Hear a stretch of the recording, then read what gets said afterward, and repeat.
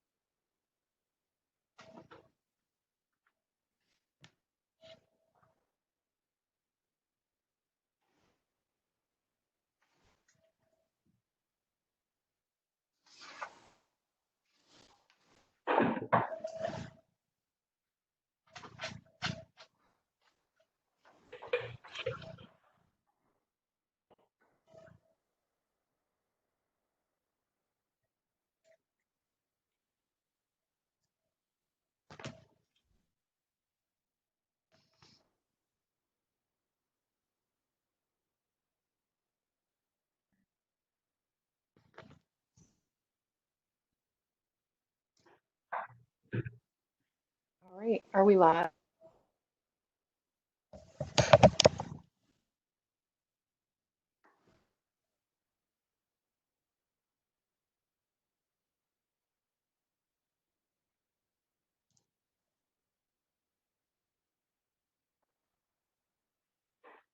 Hello?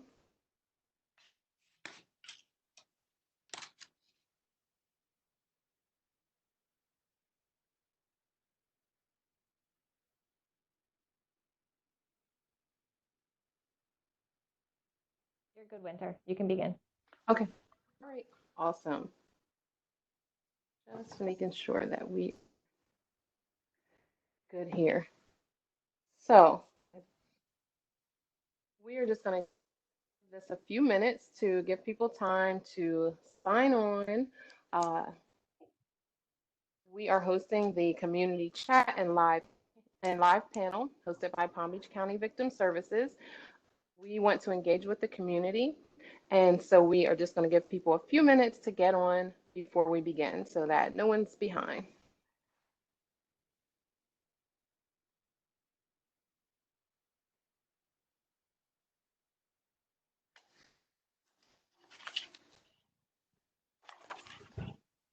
And while we're waiting, I will just do a little audio check with everyone. Everyone's there. You guys can hear me well? Yes. Yes. Yep. Okay, perfect. All right, I guess we'll give it about another minute before we get started.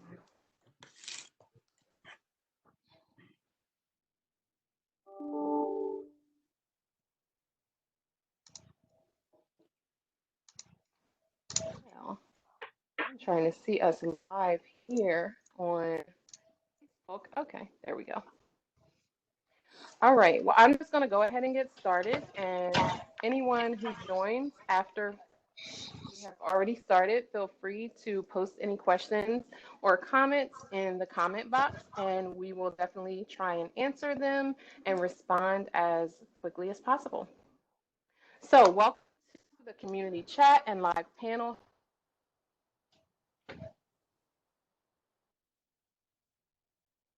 for Palm Beach County Victim Services. Just a little bit about Victim Services. We are dedicated to serving victims of crime with compassion and with respect. We provide crisis response, advocacy, individual and group therapy, as well as community awareness. We are conveniently located at 5 locations throughout Palm Beach County. So we are at the main courthouse in West Palm Beach. We're at the South County Courthouse in Delray Beach. We have an office at the North County Courthouse in Palm Beach Gardens, the West County Government Center in Belle Glade, and we also have the SART Center, which is the Sexual Assault Response Team Center, located at 45th Street and Australian Avenue in West Palm Beach. We are also home to the Butterfly House, which is a private suite that's located adjacent to the Wellington Regional Emergency Center. I'm sorry, the Wellington Regional Emergency Room. This is a safe and secure environment for victims of sexual assault to have a forensic exam, which is also known as a rape kit, as well as a law enforcement interview at the victim's discretion. So just a little bit about our goals for today. The goal of today's community chat and live panel is really to introduce you, the community, to the agencies who are serving you. We want to provide updates on our services. We want to explain how you can access these services. And we really want to open up the dialogue between you and some of our Palm Beach County service providers.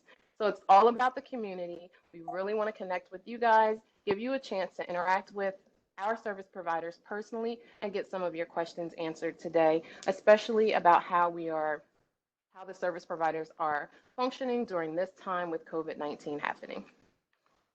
So how it'll work today is after a round of initial questions, we'll open up the virtual floor for questions from the audience.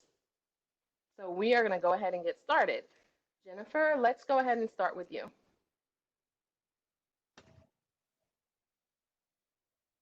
Thank you. Good afternoon, everyone. My name is Jennifer Ray. I'm the Program Services Director with Aid to Victims of Domestic Abuse. We are a certified domestic violence center here in Palm Beach County, providing direct services and a full-scale prevention program for domestic violence.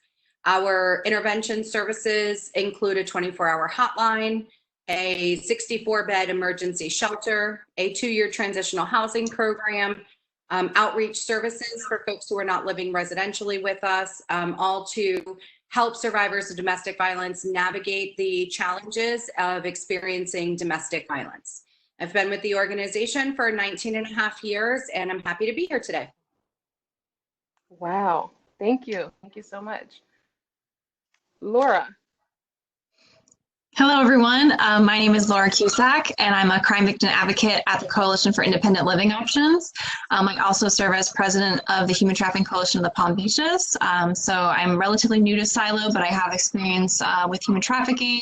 I do a lot of our trainings and presentations for CILO, but we specialize in providing services to victims of crime who have any type of disability, and we serve Palm Beach County and the Treasure Coast area.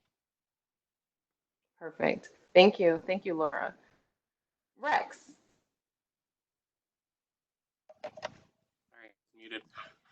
Hi, my name is Rex. I work for Compass Community Center. I'm the youth coordinator here. And we provide services to engage, empower, and enrich the lives of lesbian, gay, bisexual, transgender, and queer people that are impacted by HIV and AIDS. Awesome. Thank you. Catherine. Hi, I'm Katie Alexi. I'm the supervising attorney of the Domestic Violence Project at Legal Aid Society. I've worked there for 20 years. The overall goal of Legal Aid is to provide high quality legal services to the disadvantaged folks of Palm Beach County. Our entire organization assists over 7,000 individuals a year. Our Domestic Violence Project, I would say, assists between 2,000 and 3,000 survivors of violence a year. We assist with filing of domestic violence injunctions, litigating domestic violence injunctions, various appellate work, family cases, any kind of legal needs for survivors of domestic violence, dating violence, stalking, sexual violence. We are the legal provider for the community. Thank you, Winter. Wow, that's amazing. A lot of services provided there through legal aid. And Anna. Hi, my name is Anna Martins. I've been with Victim Service for 13 years as a victim advocate. And we, as it was introduced before by Winter, at Victim Service, we provide service for all victims of violent crimes. It's not only domestic violence, it's homicide survivors, rape victims. Everybody's welcome here. It's not welcome, but it's welcome. So we are here to help the community, whatever they need. Awesome. Thank you, Anna. Thank you, everyone, for being here, taking your time out today, being willing to host this community chat and live panel with us, and provide information that I'm sure and hopefully that the audience will find extremely valuable, an opportunity that they may not get often to be able to engage like this. So thank you guys so much for being here. I am just going to jump right in to our questions. Can everyone hear me well? Yes. Yes. Okay. All right. Perfect. So, okay. So you've all already told me a little about your agencies and what you do, which was really going to be the first question. But since you've already shared mostly what you do and who you provide services for, unless there's something else that anyone wants to contribute to that, then I'll go ahead and move on to the next question. Does anybody want to add on to what they've already told us about what services they provide? No? Okay. All right. So, Catherine, in light of social distancing recommendations and regulations, how has legal aid adjusted to continue serving clients? What experience can clients expect when they contact your agency? Okay, so currently, at least until June 1st, and I can't tell you beyond that exactly what the timeline looks like, our offices are closed to the public. However, in at least the domestic violence project, we've been seeing as many clients during the COVID-19 crisis as we were prior to the COVID-19 crisis. All of our intake is now going on remotely. And there's sort of two parts of the domestic violence project. We have our injunction initiation attorneys. There's two of them that are normally in the courthouses, but because they can't really be in the courthouses and communicating with the public, they're doing their job completely online. They're communicating with the clients by phone. Basically, their job is to help clients who want to file a restraining order. They will sit with them, go through everything, do a reverse chronology of their story of violence and being a survivor, and they will help them file the myriad. As you know, when you file an injunction, it's not just one piece of paper, it can be 100 pieces of paper. So we have licensed attorneys who help people file, and then once they file, those attorneys refer them to our litigation attorneys in the domestic violence project, who work 5 days a week in 12 courthouses all over, in every single courthouse in the county, helping survivors litigate their injunction cases, from intake all the way to trial. They help them with subpoenaing witnesses, gathering evidence, and doing everything they need to help a survivor build a case. And then, in addition to the restraining order portion of what Domestic Violence Project does, we also provide holistic legal services to victims of domestic violence. So often, once they get the injunction, it gets them to some sort of stability, and then we're able to offer them assistance with maybe they need a divorce, a paternity case, maybe they need help with an eviction, or any number of other legal needs. And that's one of the benefits of legal aid, is even the basic legal needs that a client has, we can help them with the full panoply of legal needs that they might have, like beyond just a basic divorce or a paternity. If we don't do in-house, we're unable to provide the legal service in-house, then we have thousands of private pro bono attorneys in Palm Beach County who are also able to help provide legal services to our survivors. So that's in a nutshell. Wow. Pretty extensive. That's amazing. So pretty much when clients contact legal aid at this point during COVID-19, they can still expect the same level of service and pretty much to go through the same steps, except that they are not meeting you in person, but they're still going to get that same level of service. Right. So if they call either the front desk of legal aid, we have a full army of folks who listen to those messages every day, and then they transform those messages, either send us the actual voice message or transform them into an email, which my paralegal responds to immediately. And our same paralegal hotline, the 561-655-8944 extension 238, we still have our paralegals answering those lines. And also, as always, if anyone has any sort of question, refer any sort of an issue, we have a general email box for our domestic violence project, and it's DVP, as in Domestic Violence Project, at legalaidpbc.org. So any kind of question a client may have, you can direct them to that email box, and somebody will get back with them. Awesome. So I hope everyone got that email address, so they can send you emails if they have questions. And I think there was just a little bit of a disconnect, and I just want to make sure that I get this answered. So you guys are also still taking, let's say, referrals that come from victim services and from other agencies?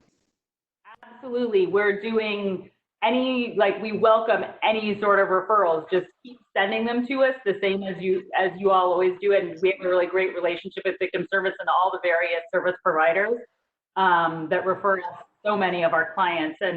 And we're fortunate to have such a good back and forth relationship with all the service providers. So yeah, please continue sending us your clients to dvp@legalaidpbc.org. Awesome. Thank you. Thank you, Catherine. Yes. And Laura, I'm going to ask you the same thing about CILO. In light of the social distancing recommendations and regulations, how has CILO adjusted to continue serving the clients that you serve? Absolutely. So we've actually been able to stay open. I mean, we're still keeping our office closed to the public, but we never stopped accepting referrals. So we've been quite busy, in fact, with the referrals coming in. And I just want to explain, because I don't think I really touched on it earlier, exactly a few things of who we exactly serve, because we actually have a lot of flexibility in terms of the clients that we're able to assist. And so, like I said, it's anyone with any type of disability. So there's no age restriction. The disability or the crime that was involved that led to the disability, it doesn't have to have been reported to law enforcement. So I know sometimes that can be a limitation. So that allows us to provide services. Also, it doesn't have to be a permanent disability. So if someone has a broken arm through maybe a domestic violence altercation, obviously that arm will hopefully heal, but we're still able to provide services. And then finally, the disability does not have to have been professionally diagnosed. It could be self-reported by the individual. And when I say disability, there's a whole range, but even trauma resulting from some, crime that has occurred is considered a disability by the Americans with Disabilities Act. So we're able to provide services to pretty much anyone, and I think that's a great resource for the community. And like I said, referrals, we've been taking referrals still throughout this whole time, monitoring COVID-19. Our population that we serve is, very high risk with this virus, so we're trying to still provide services in a way that's safe for everyone. We've been using phone, email, even mail, or virtual platforms based on what each client works for each client. When somebody reaches out to our agency, typically within a day, we're able to respond. So pretty quick response rate. What we'll do is have a phone assessment to kind of see if it's something that's like a full intake or if it's just like more simple referral, and we base kind of the programming around each client and their needs. So it's pretty tailored to each individual situation, and we're just happy to be able to serve and continue serving throughout this unprecedented time right now with COVID-19. Yes, absolutely. Absolutely. Thank you. And that's such good information for people to know that, it doesn't have to be professionally diagnosed disability, and there aren't any restrictions on who you will help. So that's really good information for the public to know. And even to speak to what you said about the quick response that you guys are having or providing. I know that I myself sent over a referral to CILO recently, and the response was very quick. They got in touch with the client really quickly, and so that was amazing. So thank you. Mm-hmm. So are there any online or easy access resources that clients are able to obtain from home? Anything that pops out in your mind? And this can go for any of you panelists that you want to share with us. Are there any online resources or just something easy to access for people who are at home and can't, get out to the courthouse, let's say, or just, need to utilize online?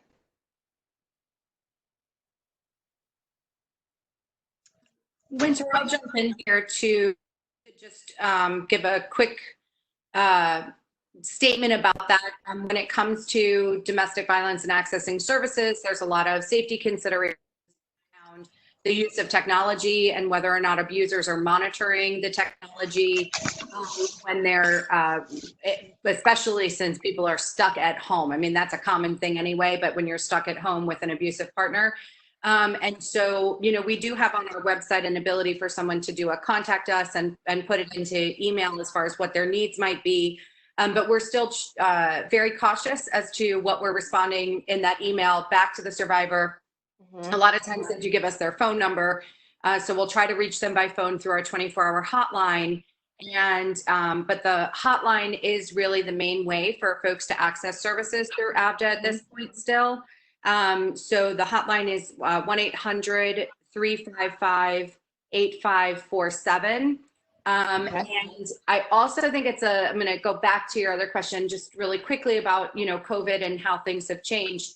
I think we are fully operational. One of the things that came up on our Domestic Violence Council meeting yesterday was, in addition to some things I had already considered, which is how is a survivor going to call and ask to come to shelter to get away from an abusive partner if they're stuck at home with their partner. And so that's one challenge. The other thing is that someone mentioned, and it was a great point, which is, you know, people are choosing not to come into domestic violence shelters for safety, even though that's a safe, confidential location for them to live with 24-hour support on site for them to rebuild and move on after domestic violence. Because during COVID-19, people are afraid of, you know, public spaces. And so that's fully understandable. So I think it's important for the community to know that AVDA has implemented a ton of new policies, and we have, we're cleaning we're wiping down all the surfaces in our shelter location every 8 hours. We have catered meals coming in to avoid cooking in a communal kitchen so people can safely socially distance. We have reduced, we're not really reducing capacity, but we're trying to bring in people in a way that doesn't have as much communal bedroom space. So we're doing it in a way that has one family per bedroom. We do have an apartment set aside for if we did have someone that was waiting, you know, experiencing symptoms and waiting for a COVID test, to be quarantined in that apartment away from other folks and not have to come, you know, everything they need is in there, and we would bring them their food to the door. We do have masks, we have gloves. So everybody has, you know, been pretty satisfied that's living with us and has recently come in. We have had some folks come in new, have been pretty satisfied with what they're seeing as far as the health safety measures that are in place, in addition to the physical safety, of course, of being in a domestic violence shelter. So we are still doing our outreach services. We're doing a lot of them by phone and not online, again, because of those safety considerations. But we're still doing our outreach support group by phone in I won't share this publicly about how they do it, but they've come up with a very creative name for the group, and everybody has their own names that they use on the phone call, so that nobody knows if you were to, you know, tap into that call through a cell phone line or something, you won't really know who's on the call with us and who's talking. So we found really creative ways to continue to serve survivors very, very safely, but during this pandemic. So awesome. Thank you. So I have a couple other, just based on what you just shared, just a couple of things I wanted to touch base on. So I can imagine that people at home who may be considering contacting a hotline or domestic violence shelter, what can someone expect when they call that hotline? Is there an intake process that they're going to go through first? I just want to kind of paint the picture for what they can expect if they do call the hotline. Sure. The hotline is really less of an intake and just more of a screening for what's going on. A little bit about the dynamics of the, you know, current abuse. We don't need the whole history. We just need to know, like, what is currently going on that's making the person feel unsafe. We ask them right now we ask a few more questions that we would not normally ask, but we're going to ask all of those same health related screenings, which we don't normally do. But about, have they traveled, you know, are they been around anyone who's experienced COVID and things of that nature. So we'll ask all those questions. We can help them get transportation if they're having challenges accessing transportation. One of the things that is a little bit different right now is that because of COVID-19, we are only accepting Palm Beach County residents into our shelter location. So we would normally understand that when we still understand that people might need to flee the county to get away from the further away from the person for safety. But because of COVID, we are taking only Palm Beach County residents at this time. I would say a typical phone call to navigate into our shelter program doesn't have to be more than 10 to 15 minutes. And as long as we have space, we can help them get in.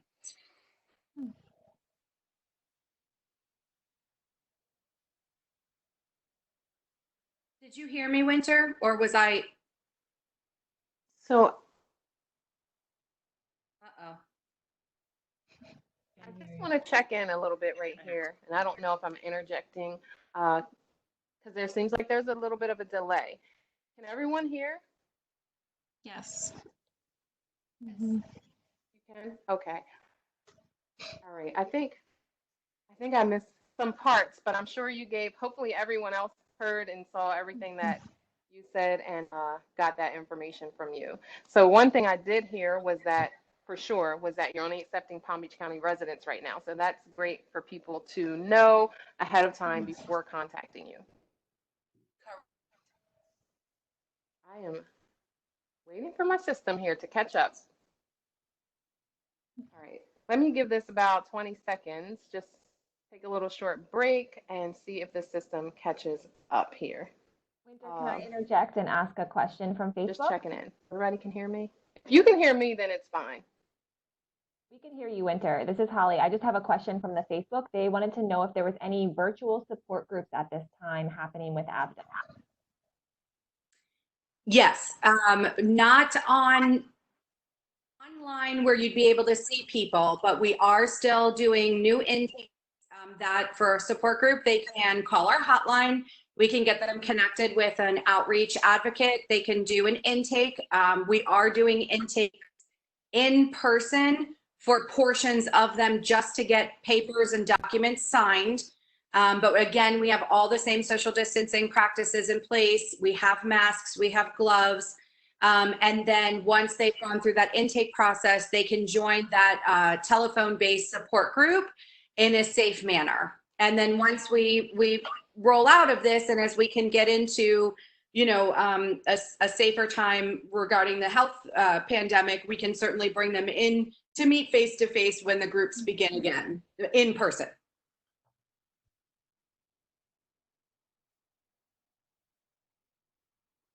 Awesome. Okay. Thank you.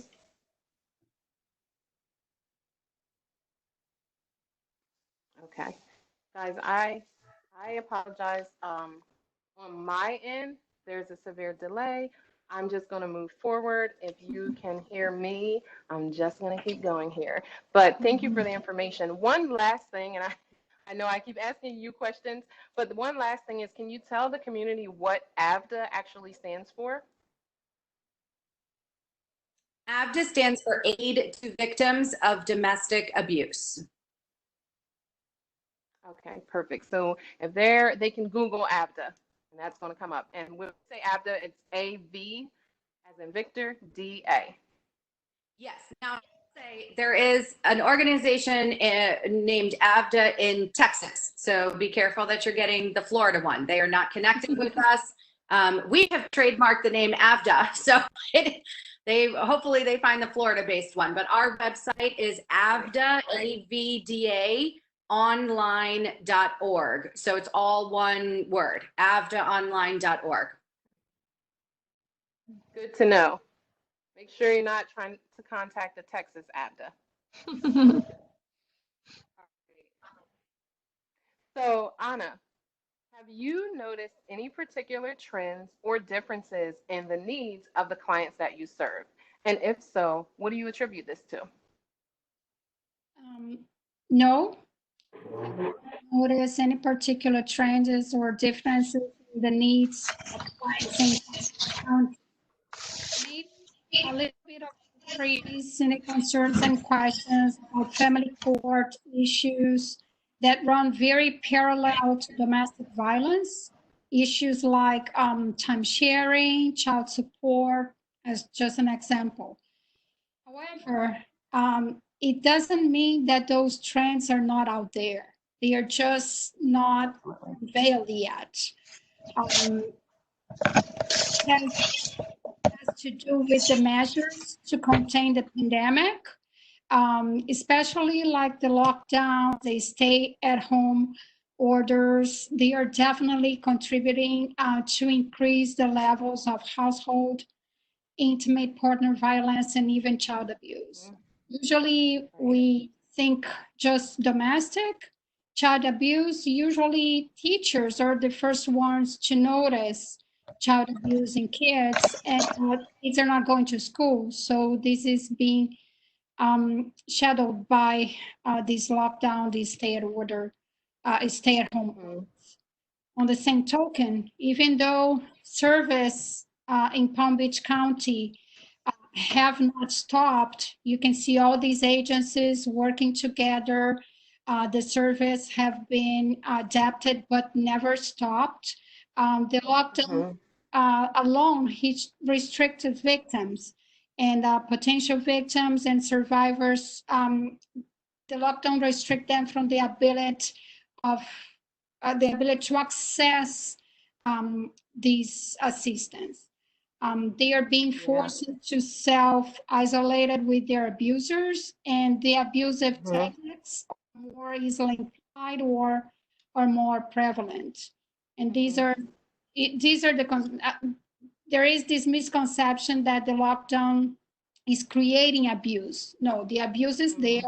The lockdown is facilitating. Yes, there is some creation there. There is some new revealed abusers, but the abuse is increasing. It's not being created itself.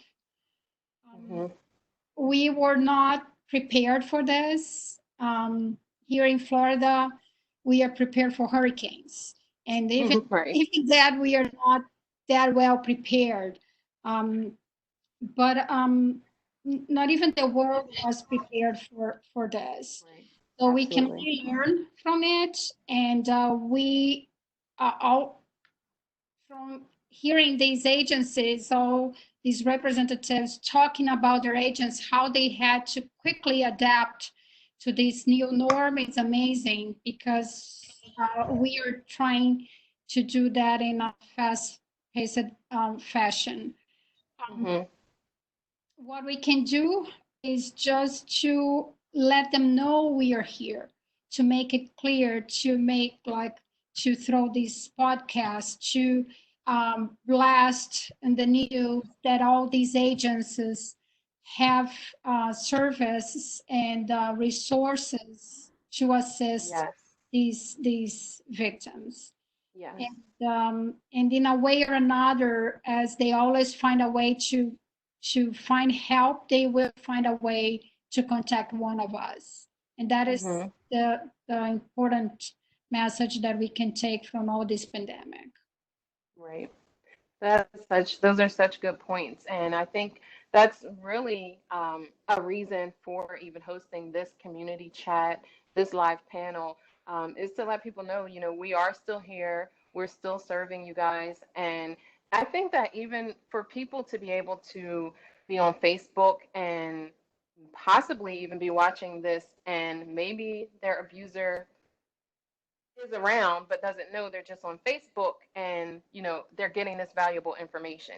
Everybody scrolls on Facebook, and you're not necessarily thinking that something like this would be going on. So hopefully this is helpful to someone who can't pick up the phone and call when that person is home, or they can't come out. This is a resource where, I can just be on Facebook and be able to get this information. So.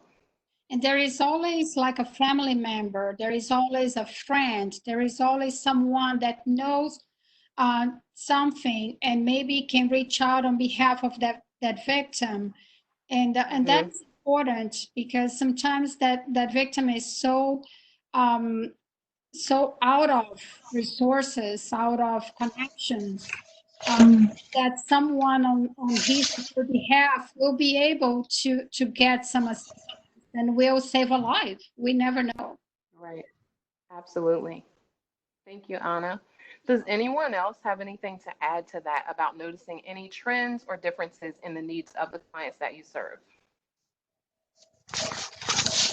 Katie from Legal Aid. I'll just say briefly, one thing I was really surprised by, as I said, we generally have the two attorneys that work in the courthouses helping people file injunctions. And I was really nervous, like, wow, we're not going to be down there in the trenches. And the thing that I'm hearing as feedback from my attorneys is really that the clients are responding to it incredibly well and saying, like, oh my gosh, you mean I don't have to meet anyone in person and you'll help me file these papers? Just talking to you on the phone and you'll email them to me. And they're very happy that they don't, like the rest of us, have to interact with people in order to still access our services. Yeah, absolutely. Hopefully I'm not interrupting you. I think that it's been really convenient for some people to be able to just call and get assistance with filing an injunction and having an advocate or legal aid just assist them over the phone. And they're relieved, that because people are afraid to come out and be coming to the courthouse and be going into different offices. So I think that it has been a relief for people to be able to get these services virtually or, just get help by phone. I think one of the trends that I've noticed too is that, it's important to talk about the fact that the layers of trauma for survivors at this time are sort of doubly there, because it's the trauma of the domestic violence and the sort of trauma that our community is going through around dealing with a very scary healthcare pandemic. And they're making, it's already complicated to make decisions about what to do, where to go, how to get help, who you're going to talk to, who's going to know what's going on. But then on top of it, will me and my children be safe if we go to a shelter? Once I'm in the shelter, do I even go to a shelter? Because, right now it would be hard to look for a job, or, I don't want to go apartment shopping in other people's homes or in apartments where I don't know what's in there. And so they're wondering, like, how would I even, get out of that shelter? And what if I run out of time and they ask me to leave? So I guess one of the things that I'll share is that in regards to that is that if people do come in, we're being very cognizant of the fact that there's additional emotional support needs that folks may have around that. And then on top of that, the additional barriers and challenges to moving out of our shelter. And we're going to be working with folks to really craft the most appropriate plan for each individual, and not assuming that you can, we advertise as a minimum of a 6-week stay, but we're not just going to say, oh, your 6 weeks are here, it's time for you to go. And then people haven't had the ability, because of this, stay at home and be safe health wise, especially when we have survivors who are already dealing and navigating with other health challenges. So if they, like CILO, if they have disabilities, if they have a already pre-existing medical condition, it's only going to make things a little bit more challenging. So I think that we're finding that there's a lot more emotional support needed for the families in this area as well, because they're dealing with 2 layers of trauma at the same time.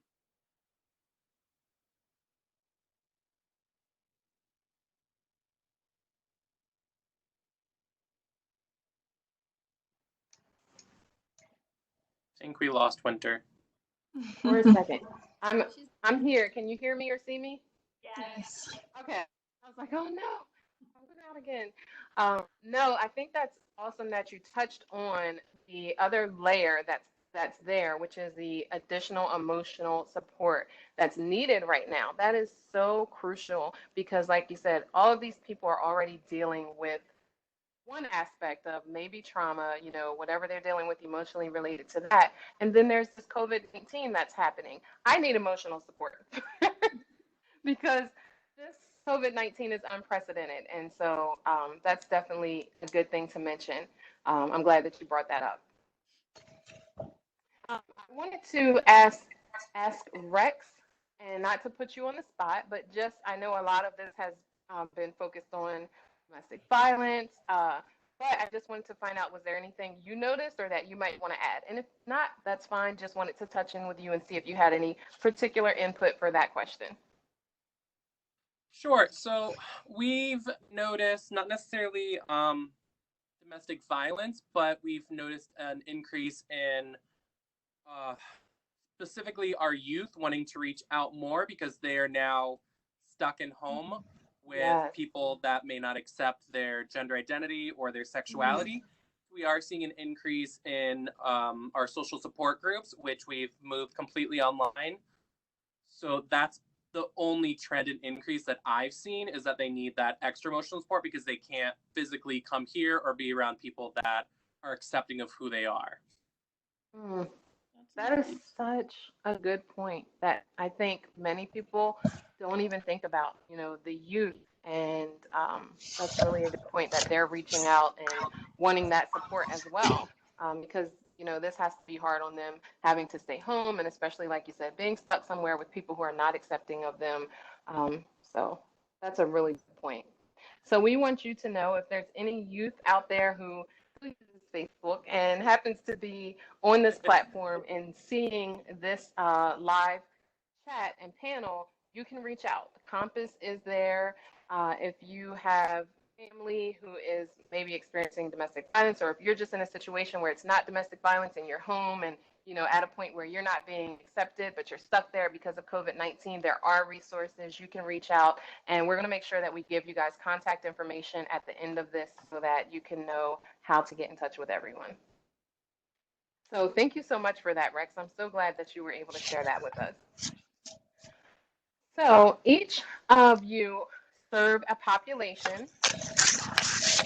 Each of you serve a population that includes people who have experienced trauma, possibly as a victim of crime in some capacity.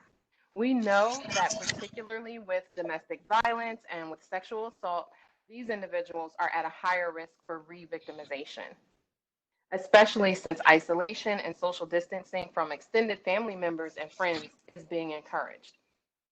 What insight can you offer? And I'm going to pose this question to Rex first. What insight can you offer in the form of, and you can kind of pick from something that I say here, safety planning, coping, being proactive about physical health and mental health, and seeking help if or when it's needed? Yeah, so I'm going to focus probably more on coping the mental health side because while we can provide help and planning strategies, I would rather refer that to CILO or AVDA or victim services who can give that direct care. So as far as coping goes, the one thing that I've been trying to kind of let everyone, including our youth, know is to be careful of how much television and social media news that you're consuming. Because unfortunately, when you're watching all of it so much, it can provide or it'll bring upon undesired trauma flooding.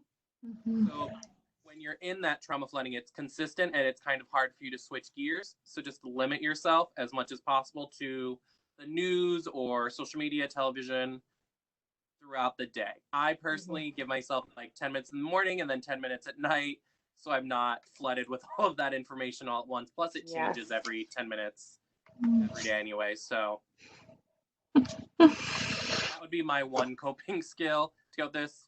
Do your best to eat healthy, exercise when you can, where you can.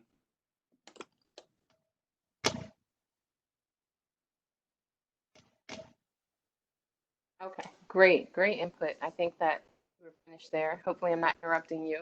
And I wanted to just bring up something that I heard about, and Rex, if you can let me know if this is accurate. I think that Lucas from Compass had mentioned something about free HIV at home test kits. Is that accurate?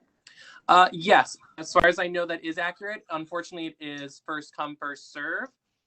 And we can either, as far as I know, you can pick them up at Compass, or if you can't get away to Compass, we can bring them to you at scheduled sets and times.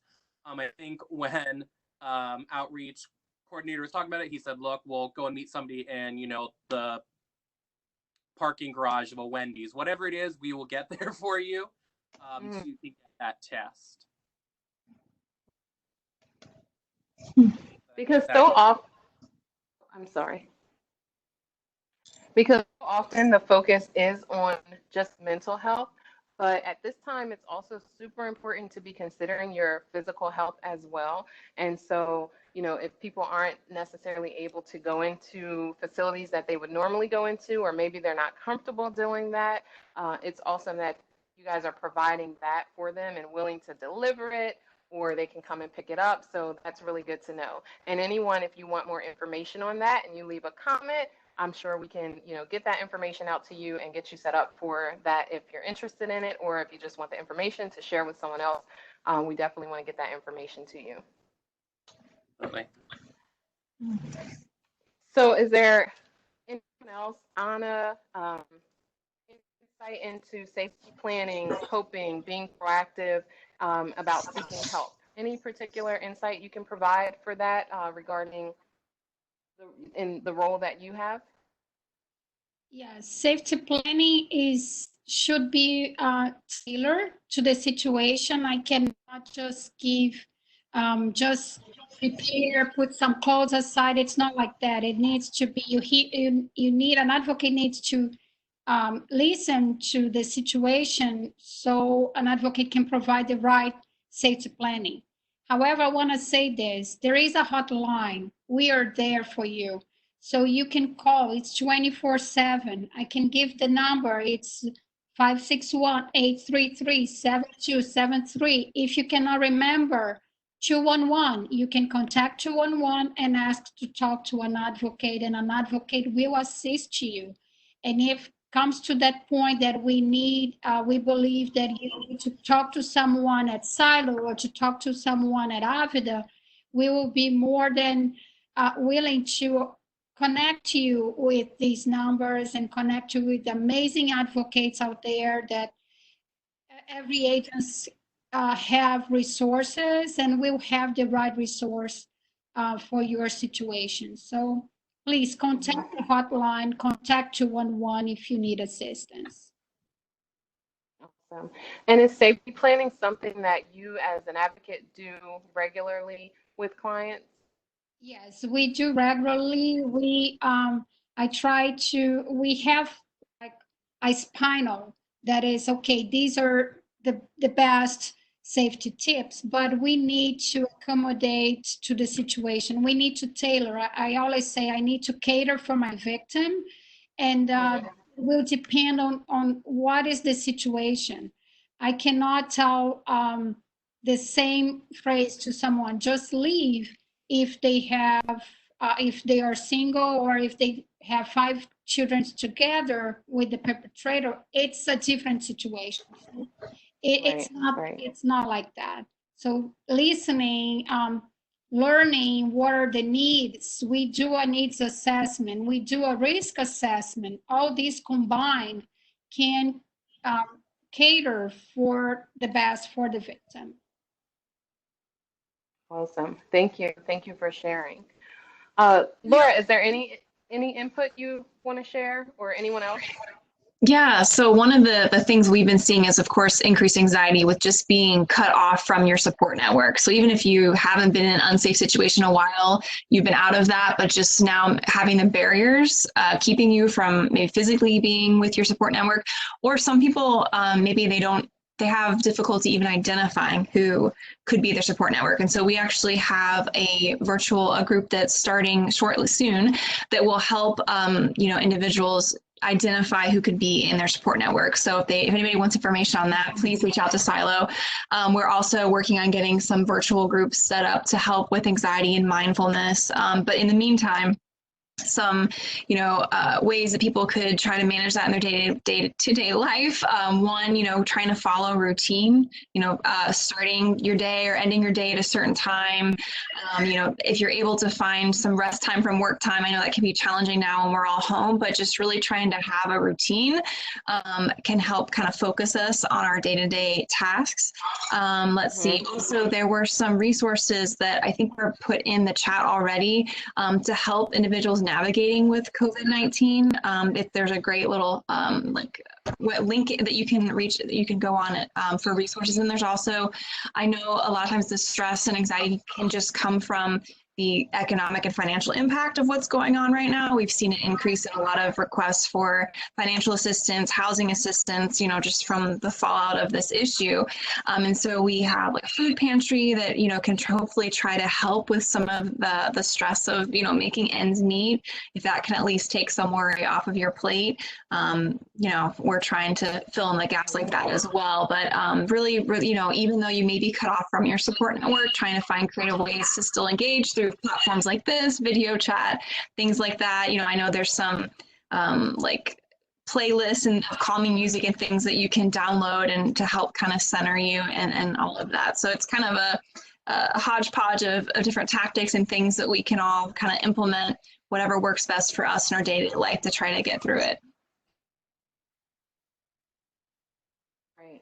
That's great advice, great information. I think everyone's just kind of discovering new resources, being creative about how they can stay connected to other people. So, and I love the fact that you mentioned having a routine, because I think that is so important, for mental health, to keep your spirits up when we can't just go out and do the normal things that we all want to do. Having some kind of routine in place kind of adds some purpose to your day. So Absolutely. I think that's awesome.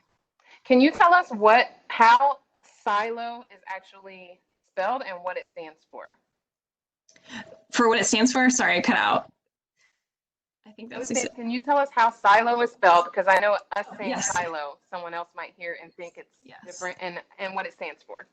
Absolutely. So it's CILO is the abbreviation, and it stands for the Coalition for Independent Living Options. And we have Facebook, Twitter, YouTube. We try to post resources and our website, cilo.org. So you can kind of follow all that for updates. I know with our food pantry, I believe we're bringing those to homebound individuals. So, reach out if there's, ways we can assist and provide those services. We're here for you. Awesome. So there's delivery for the food pantry. That's awesome. And Jennifer, I wanted to ask you specifically, did you have any insight on, let's say, Jennifer, are you there? Yes. Okay, let's say that someone can't get into, let's say they're interested, but for some reason they can't get into the shelter. Anything that you want to say to them right now? Or just, share with them about. I mean, if they're in need of the shelter, I don't want to, promise the world and just say we're going to do everything we can to get people in. But I think that's what we're doing. We're doing everything we can to get people in. Because if it's at the point where you need shelter away from an abusive partner, we have some creative ways in which we can do that. If our shelter is at capacity for our social distancing capacity, even if we're under normal business operations and we're at capacity, we are definitely working creatively to get people into safe housing. So I don't want to really shy away from people just saying, oh, I don't know what to tell you. If you need shelter, we want to get you in. That's really where we stand. So I'd rather talk. I think, like Anna said, there's things that are just case by case situations, and what's going on, and knowing what's the dynamics are in that particular situation as to what kind of safety planning measures could be put in place if they were not coming into shelter. And I also do want to say too, though, in regards to accessing shelter, especially because it is something we need to talk to somebody on the phone for at this time. And who knows, with all of this, we may, look at different options as we go forward. But of course, we want to do that with safety in mind. But right now, needing to talk to somebody on the phone to bring them in, I think it's important to at least give out a couple of safety tips as to maybe how you can get away from your partner to make those phone calls when you are, being asked to stay at home, right? So remember, we're being asked to stay at home, but we're still allowed to go to the grocery store. And the grocery store is really the public health experts are saying your whole family should not be going to the grocery store, right? And so that means either you or your partner hopefully is the one going to the grocery store. So while they're gone or while you're gone, see if you can make a phone call at that time to reach out for help. If there are other places, if somebody works part-time or they have to step out of the house for something, use those times to try to get the process started, because it is a quick phone call. We don't need an extensive length of time. But I hesitate to say what to do if you have to stay at home with your abuser, because it's going to be different for every single person.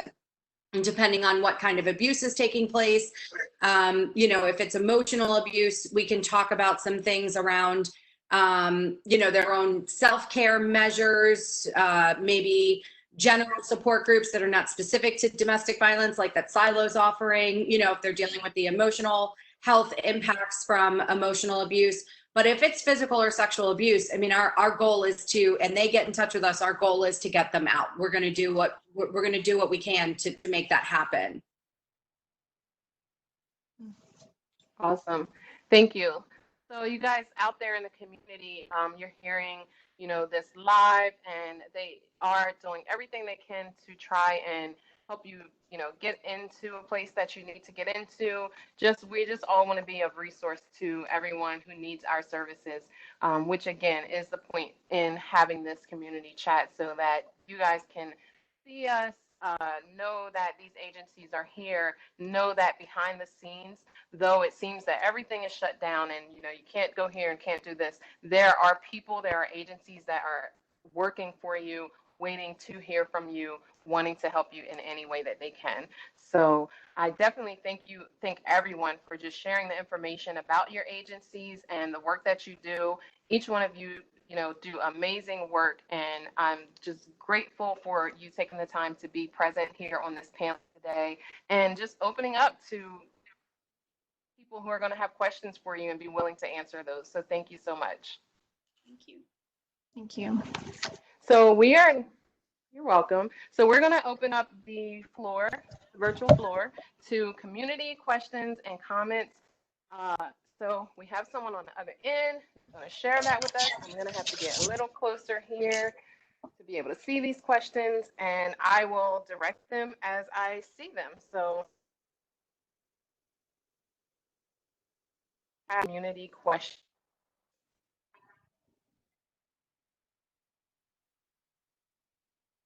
Hopefully. And someone, well, Holly just mentioned that to remind you guys that there is the ability to text 911. So you not only, you know, you don't just have to call anymore, you can actually, you aren't able to pick up that phone and call, you can text 911. So thank you, Holly, for sharing that. And we'll give it just a couple of minutes to see if there were there any questions I thought I saw some questions while someone was talking, or if anything comes through while we're waiting.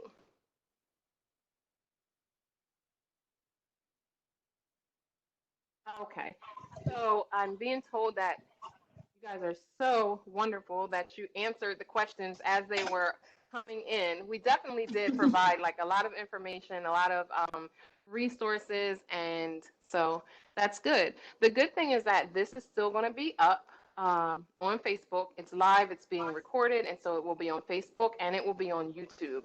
So anyone who has additional questions can submit them in the comment section. We can get the answers from you, but I want to definitely find out from each of you how people can get in touch with you. Let me start with where can they find you on social media?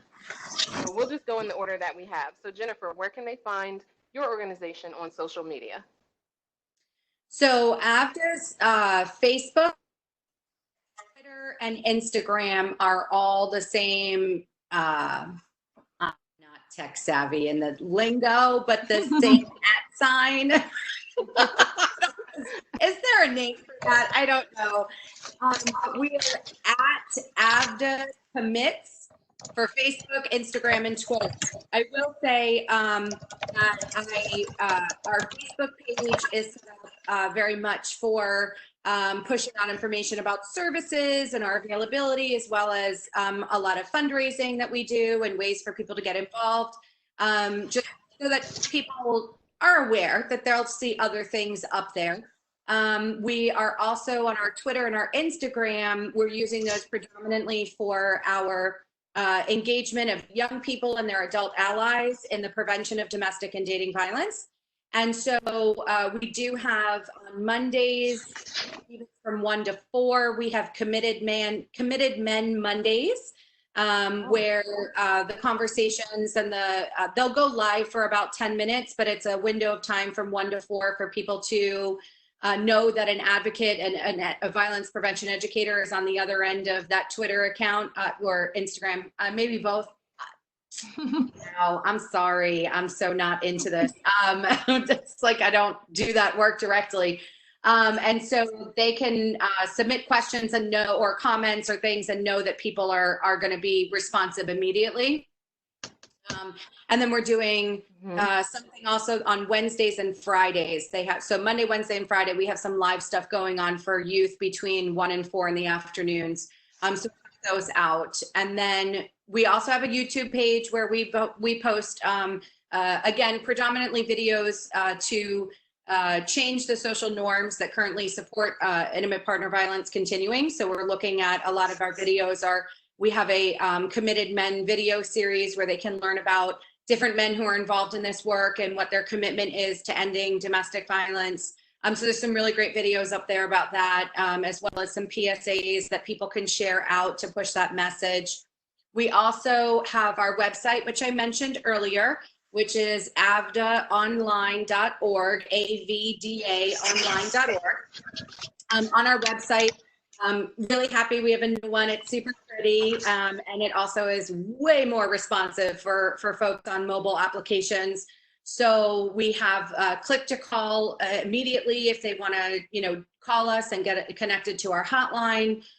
So that's a really nice feature. They can learn all about our different services that we offer. There is some information there about general information about domestic violence and what it is, and some safety tips, I believe, are up there. We try not to publicize too much around safety planning, because the last thing we want is for the abusers to know everything that survivors are doing to be safe. We're not trying to educate the other side too and make it more difficult for survivors. So there's some information up there that's, I think, really helpful about explaining our services and what we do and how to connect with us. Because I think I did talk a lot about shelter, and I think right now during COVID-19, that's super important to make sure people know is still available. But we have a full-scale economic justice program where survivors can get help with credit repair, taxes getting filed, employment, resume writing, job searching, mock interviewing skills, because 98% of victims of domestic violence are financially abused also. And so it's important that we have support to help them overcome the financial impact of domestic violence when they're moving forward. So we have those. We have an advocate specifically that works with the child welfare system. So if somebody has an open child welfare case because domestic violence was present in the home, we can help them navigate that system as well and provide court accompaniment and support in the dependency system also.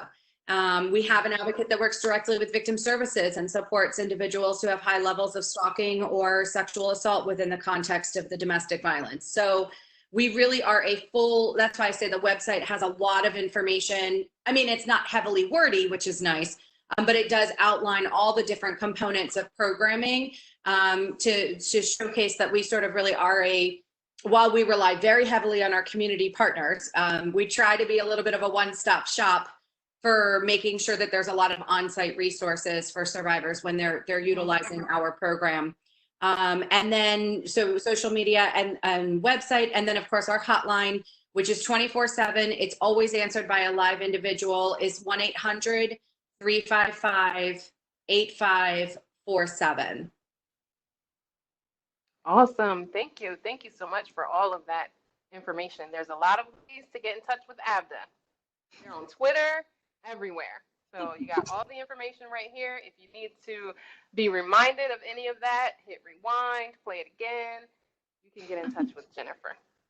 So someone just commented, thank you all for working hard and keeping everyone safe through these tough times. So that's nice to hear that you're appreciated.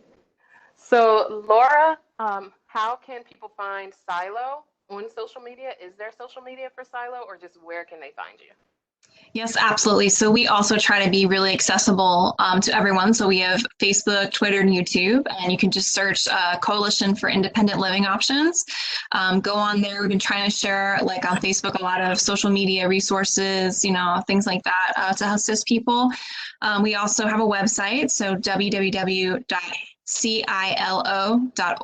So you can reach out to us on there. And I know there's probably still going to be questions people might have of what the process looks like, what services we can provide, some more detailed questions. Just give us a call, reach out to us so that we can answer any of your questions. Like I said at the beginning, we serve any victim of any crime with any type of disability. So even trauma, we consider something that qualifies. So please reach out to us. We're here, ready, eager to assist.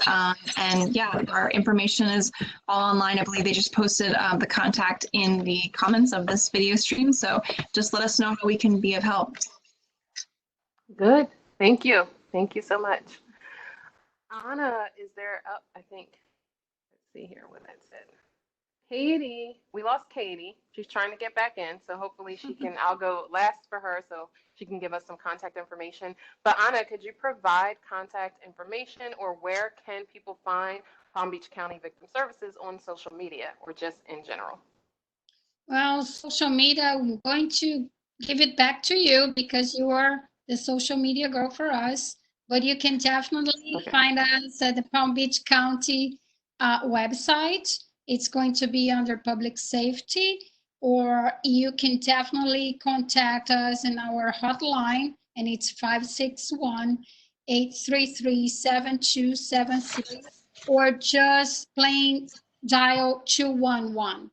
And explain your situation, and an advocate will be given to you to talk over the phone if it's necessary. We are still going out for some of the cases, or you can definitely come and talk to us over the phone or come to the courthouse.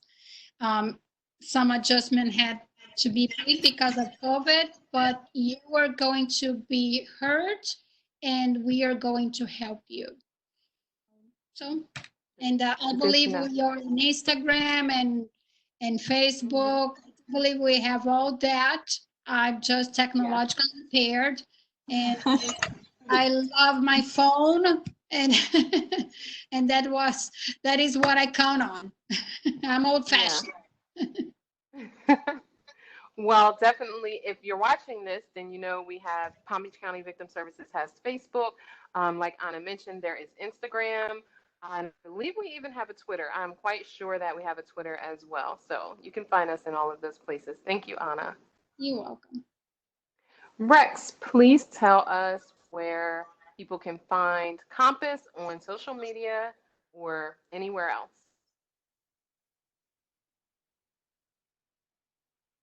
Hopefully we didn't lose Rex. Me now? By the way, he's okay. Sorry, it's been touchy in here. So I would say the first place I would recommend going to is our website, which is compassglcc.com, which that will have basically everything that we do on there, from support groups to the current events or community events that we're currently organizing, which right now is nothing. But that's where they typically are, as well as it has a full list of everybody that you can get in contact with to either attend those support groups virtually, or just for someone to reach out to and talk to. The other one I would recommend is our Facebook, which is just facebook.com/Compass Center. Okay. We don't have Twitter or Instagram that I know of. Okay. Except for like specific social support groups. Perfect. And since you mentioned that people can come and pick up those HIV kits, where are you located? Where would they come to pick that up? Yeah, so they would contact us at a time, because while we are open, we're not open to the public. We're open by appointment. So they would contact someone. You can contact us at 561-533-9699. And then our address, we're located in Lake Worth at 201 North Dixie Highway. Okay, perfect. Thank you. I think we have Kate back right on time. Yeah. After a little interlude with my IT guy, I'm back. That was perfect timing. So we were just going over where people can reach you on social media and anywhere else. Where can people get in touch with legal aid? Where can they find you on social media? Social media, I'm sure we have a Facebook page. I'm not sure how incredibly active it is, other than talking about like legal aid-ish events that are going on. If you really want to access our services, it's really easy. I would go, if you call the main number of legal aid, 561-655-8944, leave a message or talk to someone, I will get your message, or someone in my unit will. The other really easy, am I still here? Oh my God, I'm freaking out. You're still here. I'll disappear. The other way that is really easy and useful is if you go to our website, www.legalaidpbc.org. You can literally apply for services online. So if it's 4 o'clock in the morning and you're like, I can't handle it, I need help with a restraining order, I need a divorce, you can literally go on there, enter your information, explain what you need help with, and it will go directly to my paralegal. Wow. Not even just domestic violence services, so all of our projects, like anyone that's having maybe issues with homelessness or rent or like there's so many projects I tend to like forget. We have a Ryan White project that assists people that are HIV positive and have AIDS. We have a project that assists people that maybe are going through eviction, foreclosure. If you have an issue with a credit card company, all of those things. We have a wage theft project. We have a low-income tax clinic. So any of those things that you think you may need help with, you literally go on our website, pull down the little pull-down menu, say, this is what I need help with, enter your information, and that goes directly to somebody at our office. Wow. Wow, that's amazing. I just looked up Legal Aid's Facebook, and it's really good. So Legal Aid is there, Katie. I just Googled every search button is Google. I just searched them on Facebook, and that's such great. You guys have a lot of really good information, like different projects. Yeah, different projects. I manage AVDA, so it's easy enough for me to know what's up there. But different projects, and different webinars, and Tuesday tips and stuff. So yeah, you guys are doing it. Look at that. Personally, I'm not huge on social media, so I'm glad. I know that we have a lot of resources online. So if you want help from Legal Aid, go to our website, send us your information, we will get back with you. Or if you don't want to do it online, call us, 655-8944. Awesome. Well, whoever runs the Legal Aid Facebook page right now is doing the happy dance. They're like, yep. Big props to you, Kim Enright, maybe. I'm just going to throw that out there, maybe. I'm not on social media like ever, so I'm a bad example. Bad. But I know we do have I'm old. Come on, kids. They don't get it, right? Well, that's We're not that old. Fully admit it. all of the places that you guys can be reached at, all of the different avenues there are to get in touch with you. Anyone who is watching this live or who comes across it tomorrow or the next day or next week, share this post, share this live video, share it on YouTube, because there was such good information shared here that you may not need it for yourself, but you can share it with someone who does need it, especially like all that Katie just mentioned with Legal Aid and all the different projects they have. And it doesn't even just have to be that you're a victim of a crime. I mean, from credit card help to so many other things. So be sure to share this I appreciate everyone, again, being here on the panel. We are getting a great job comment from the comment section, and we're going to wrap it up and go. And if nobody else has anything to share, thank you again. I appreciate the work that we can do.